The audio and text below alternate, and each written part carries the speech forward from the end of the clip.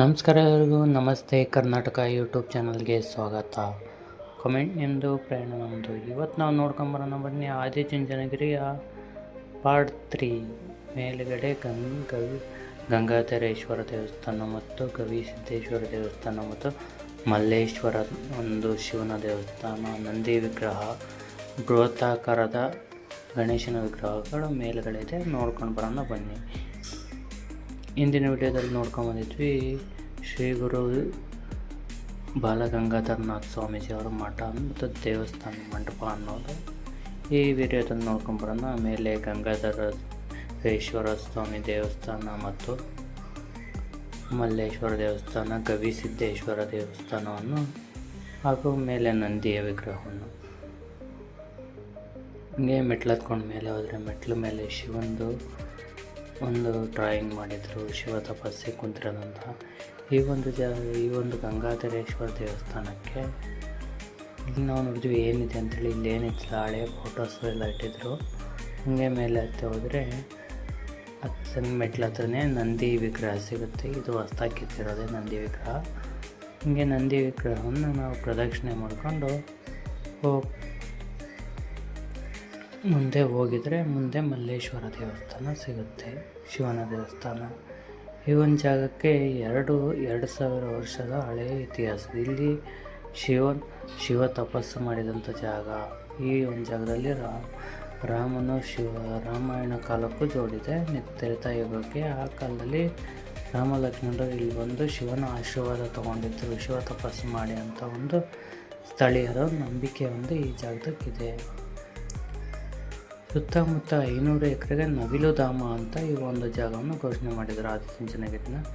ಮುಂದೆ ಹೋದರೆ ಹಂಗೆ ಗಂಗಾಧರೇಶ್ವರ ದೇವಸ್ಥಾನದ ಒಳಗಡೆ ಹೋದರೆ ಮುಂದೆ ಹೋದರೆ ಸ್ವಲ್ಪ ಸಣ್ಣ ದಾರಿ ಸಿಗುತ್ತೆ. ಬಂಡೆ ಕೆಳಗಡೆ ತೂರಿ ನಾವು ಮೇಲೆ ಮುಂದೆ ಹೋಗಬೇಕಾಗುತ್ತೆ.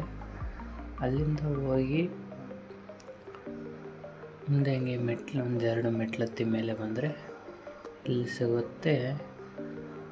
ಇಲ್ಲಿ ಯಾರಾದರೂ ಈಗ ಹರಕೆ ಕಟ್ಕೊಂಡಿರ್ತಾರಲ್ಲ, ದೇವರಿಗೆ ಮನೆ ಕಟ್ಟಬೇಕು, ಹೊಸ ಮನೆ ಕಟ್ಟಬೇಕು ಅಂಥೇಳಿ, ಅಂಥವ್ರು ಇಲ್ಲಿ ಒಂದೊಂದು ಕಲ್ಲನ್ನು ಜೋಡಿಸಿ ಆ ಒಂದು ಹರಕೆಯನ್ನು ಒಪ್ಕೊಂಡಿರ್ತಾರೆ. ನಮ್ಮ ಮನೆ ಪೂರ್ತಿ ಆಗಲಿ, ನಾವು ಇಷ್ಟು ಮನೆ ಕಟ್ಟಬೇಕಂತ ಇದ್ದೀವಿ ಅಂಥೇಳಿ. ಅದು ಅವ್ರವ್ರ ನಂಬಿಕೆ. ಮನೆ ಪೂರ್ತಿ ಆಗುತ್ತೋ ಇಲ್ಲ ಅಂಥೇಳಿ ನಮ್ಮ ಕೈಯಿಂದ ಇದ್ದರೂ ಸ್ಲೋ ಆಗಿ ಬರ್ತಾಯಿದ್ರು. ಹಂಗೆ ನಾವು ಮೇಲೆ ಹತ್ತೋದ್ರೆ ಈ ಒಂದು ಮೆಟ್ಲುಗಳಲ್ಲಿ ಎಲ್ಲಿ ಕಾಲಿಟ್ಟರೆ ಎಲ್ಲಿ ಜಾರುತ್ತೋ ಅನ್ನೋ ಥರ ಇದೆ ಮೆಟ್ಲುಗಳು. ಇಲ್ಲಿ ನೋಡಿ, ಇಲ್ಲಿ ಗವಿಸಿದ್ದೇಶ್ವರ ದೇವಸ್ಥಾನ ಇದೆ ಮೇಲ್ಗಡೆ. ಈ ಒಂದು ಜಾಗಕ್ಕೆ ನಾವು ಹಗ್ಗ ಹಿಡ್ಕೊಂಡು ಹತ್ತಿ ಹೋಗಬೇಕು, ಬೇರೆ ಯಾವುದೇ ಒಂದು ದಾರಿ ಇಲ್ಲ. ಈ ಒಂದು ಹಗ್ಗವನ್ನು ಹಿಡ್ಕೊಂಡು ಮೇಲೆ ಹತ್ತಬೇಕಾಗುತ್ತೆ ಆ ಒಂದು ಮೆಟ್ಲು ಮೇಲೆ. ಅದೇನು ಸ್ವಲ್ಪ ಬಂಡೆಯಲ್ಲಿ ಕೊರೆದ್ಬಿಟ್ಟು ಏನು ಜಾಗ ಮಾಡಿದಾರಲ್ಲ, ಅದು ಮಾತ್ರ ನಮ್ಮ ಕಾಲಿಗೆ ಗ್ರಿಪ್ ಇರೋಕ್ಕಷ್ಟೇ. ಮಳೆಗಾಲದಲ್ಲಿ ಏನಾದರೂ ನಾವು ಈ ಜಾಗಕ್ಕೆ ಹೋದರೆ ನಾವು ಅಲ್ಲೇ ತಗಲಾಕೋಬೇಕಾಗುತ್ತೆ, ಜಾರಿ ಬೀಳಬೇಕಾಗುತ್ತೆ ಅಷ್ಟೇ. ಈ ರೋಪ್ ಇಟ್ಕೊಂಡು ನಾವು ಮೇಲೆ ಹತ್ತಿ ಹೋಗ್ಬೇಕೀಗ. ಅಲ್ಲಿದೆ ಗವಿಸಿದ್ದೇಶ್ವರ ದೇವಸ್ಥಾನ. ಹಂಗೆ ಮೇಲೆ ಹತ್ತಿ ಬಂದ್ವಿ, ಮುಂದೆ ಹೋದ್ವಿ. ದೇವಸ್ಥಾನದ ಹತ್ರ ಹೋಗಿ ಹತ್ತಿ ಸುಸ್ತಾಗಿ ಸ್ವಲ್ಪ ಹೊತ್ತು ಹೊರಗಡೆನೇ ಕೂತ್ಕೊಂಡ್ವಿ. ಆ ಕಡೆ ಈ ಕಡೆ ಅದೆಲ್ಲ ನೋಡಿಕೊಂಡು, ಇಲ್ಲಿಂದ ನೋಡಿದರೆ ಪೂರ್ತಿ ದೇವಸ್ಥಾನನೇ, ಮೇಲಿಂದ ನೋಡಿದರೆ ಡ್ರೋನಿಂದ ನೋಡಿದರೆ ಯಾವ ಥರ ಕಾಣುತ್ತೆ ಆ ಥರ ಕಾಣಿಸುತ್ತೆ. ಅಕ್ಕನೂ ಬಂದರು, ಅಕ್ಕನ ಜೊತೆಲಿ ಕೂತ್ಕೊಂಡ್ರು. ನಮ್ಮ ಒಂದು 6G ಹುಡುಗ ಇನ್ನೂ ಫೋನ್ ಬಿಡ್ತಾಯಿದ್ದಿಲ್ಲ, ಫೋನ್ ಹಿಡ್ಕೊಂಡು ಕೂತ್ಕೊಂಡಿದ್ರು. ಸ್ವಲ್ಪ ಹೊತ್ತಿಲ್ಲ ಆರಾಮ್ ಮಾಡಿ ಹಂಗೆ ನಾವು ಒಳಗಡೆ ದೇವಸ್ಥಾನದ ಒಳಗಡೆ ಜನ ಕಡಿಮೆ ಆದಂಥ ಒಳಗಡೆ ಹೋದ್ವಿ.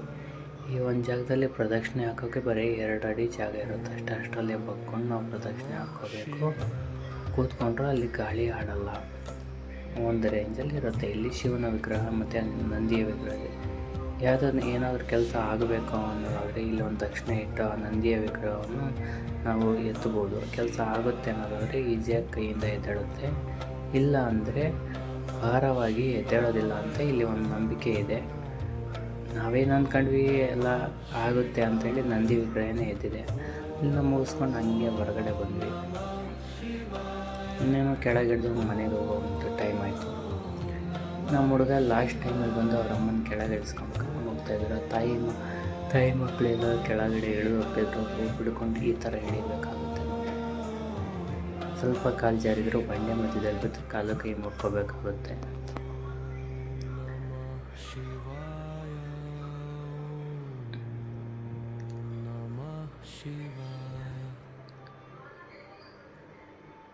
ಈ ಒಂದು ವಿಡಿಯೋ ಆದಿಚುಂಚನಗಿರಿಯ ವಿಡಿಯೋಸ್ ನಿಮಗೆ ಇಷ್ಟ ಆಗಿದ್ದರೆ ಕಮೆಂಟ್ ಮಾಡಿ, ಶೇರ್ ಮಾಡಿ, ಸಬ್ಸ್ಕ್ರೈಬ್ ಮಾಡ್ಕೊಳ್ಳಿ.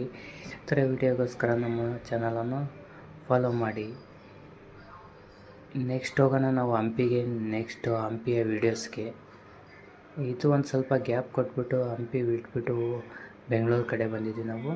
ನೆಕ್ಸ್ಟ್ ಈಗ ನಮ್ಮ ಚಾನಲಲ್ಲಿ ಹಂಪಿಯ ವೀಡಿಯೋಸ್ನ ನಾವು ನೋಡ್ಕೊಂಬರೋಣ.